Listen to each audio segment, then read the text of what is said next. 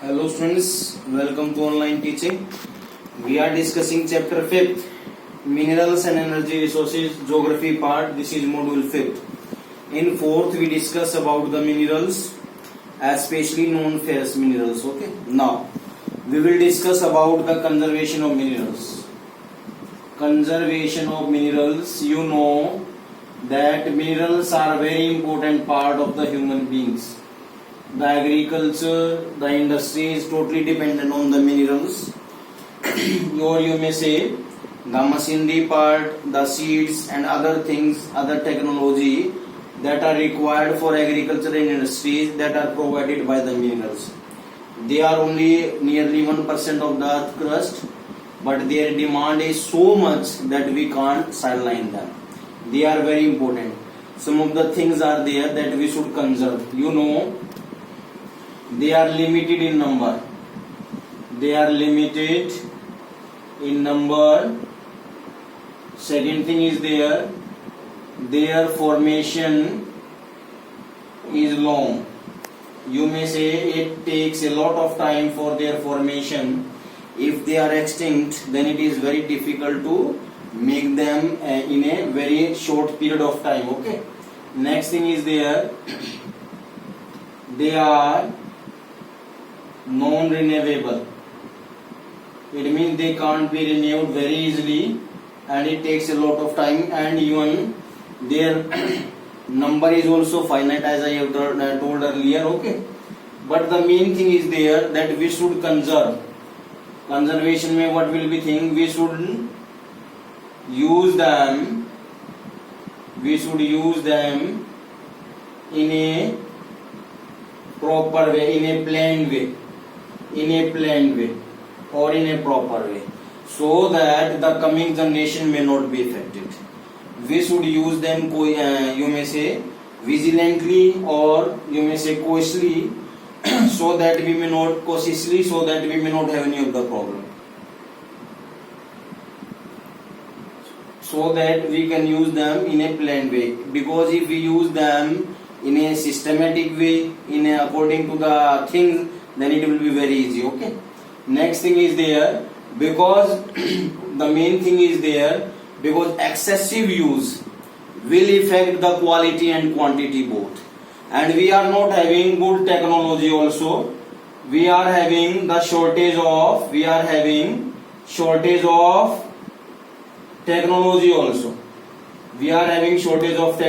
also. Because if we go on using them,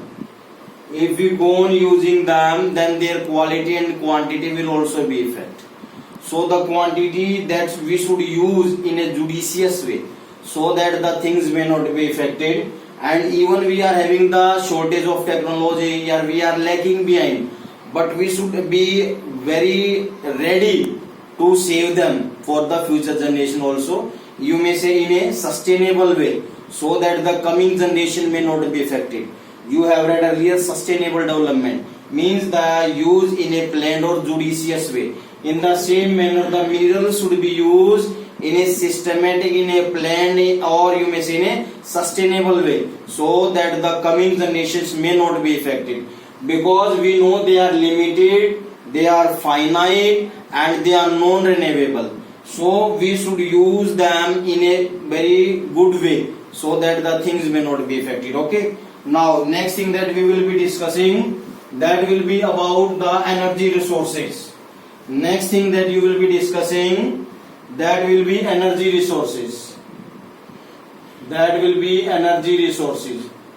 You know that we need energy to cook, to make things, to prepare, or to run machines. Energy is required, fuels will be required, so they are very important. We have discussed earlier about the conventional sources of energy. We have discussed. It means their number is limited. They are non-renewable. All fossil fuels are the part of conventional sources of energy. Now we will discuss one by one. The first is coal. You know that in India it is, you may say, found in plenty, abundance. A lot of storage is there in coal. Okay. Now main thing is there, it is mostly used in industries,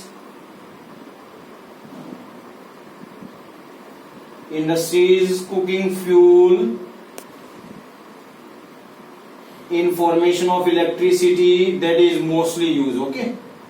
You know it is bulky. It is bulky. So it is means if we take it from one place to another, a lot of transport charges will be there. So the main thing is there that most of the industries or most of the electricity plant, they are near to the coal areas, because it will lose weight.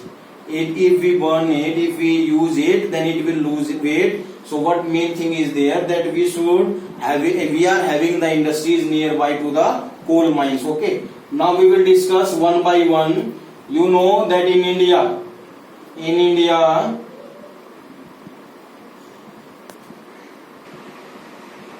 about 60 to 70% population depend on cow dung and firewood for fuel. What means that for domestic use, because in India we are not having enough resources to fulfill everybody's needs. So in rural areas or in other remote areas, cow dung and firewood are used for their consumption, especially for energy resources, because they are lagging behind. Enough availability of resources, money is not available so that they can fulfill needs. Now we are discussing about the coal. Now in this we will discuss about the coal. First thing is, there are the 4 types of the coals that are found. These are the types of the 4 coal that we are having. The first is peat.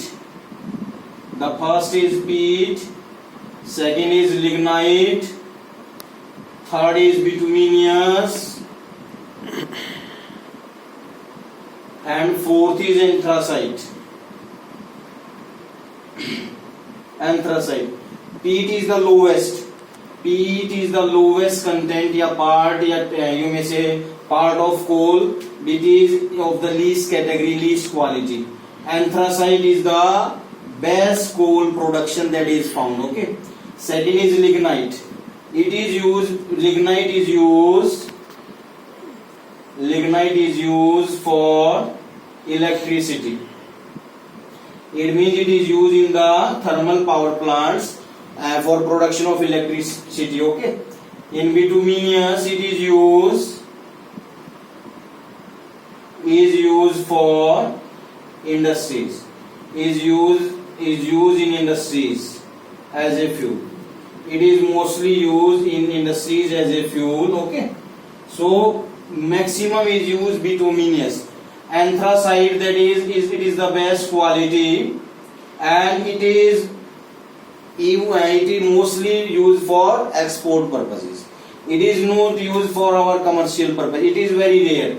It is the best quality, and in here the you may say pollution will be least, because it is the best quality, and in that the smoke particles that will come in, that will create less pollution. Coal totally pollute the environment, we can't deny, but anthracite is a little bit different, that pollute less, because it is the most important best quality of coal, and in it the carbon content is more. Okay, the carbon content is more. So 4 types of the coal that are found: peat, lignite, bituminous, and anthracite. Peat is the lowest category, least category. It is, you may say, having moisture. Anthracite is the top quality that is used, but in industries and for other purposes, bituminous is more used. It is maximum use. Okay. Now we will be discussing about the coal where in those areas it is found. In India, we are having the 2 areas where maximum coal is found. The first is Gondwana land. This is the oldest land mass you have read in 9th class. It is the oldest land mass on the earth. It is the oldest landmass on earth, and in India was the part of this. Okay, and in Gondwana we are having the part. It is nearly 200 million years old. 200 million years old, and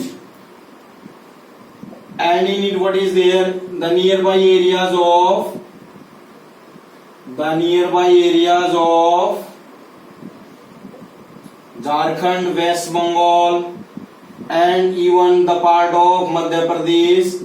These are even the areas of Narmada and Tapi. The areas of Narmada and Tapi, nearby areas, it is mostly found. Okay, in Jharkhand, West Bengal, and even Madhya Pradesh, and even part of Odisha. This is 200 million years old, and here the best quality and maximum production of coal is found. You can frame the question. The question can be framed: describe the distribution of coal in India.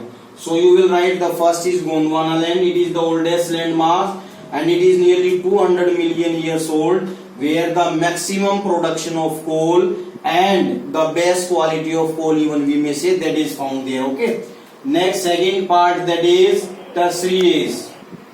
In tertiary age, it is in the eastern side.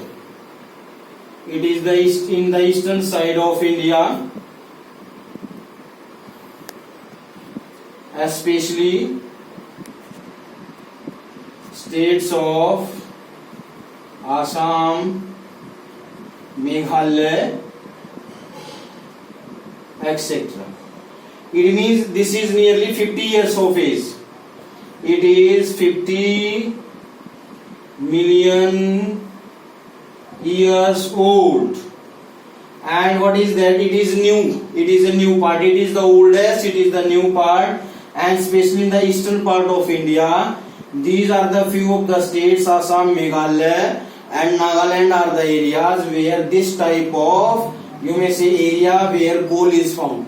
So in tertiary, that is 50 million years old, and it is one of the newest, and in India we are having no such problem regarding